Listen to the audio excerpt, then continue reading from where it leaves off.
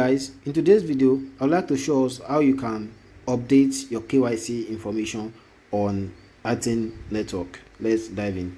You first of all log into your Athene application, and then you see the setting icon on the top right hand corner. Click on the setting icon, and then you see KYC here. Click on the KYC, and then you select the amount of KYC count you want to buy. In my own case, let's just use 25 Athene, and then you click on pay. When you click on pay, it will ask you to confirm. You can click on confirm. So the KYC you have requested for the KYC. In my own case, I do not have any Athene balance, so I could not verify. If you have previously mined Athene, then you can use that to verify your KYC. If you enjoyed this video, kindly subscribe and hit the notification button so you can be notified when I post my next video. Thank you.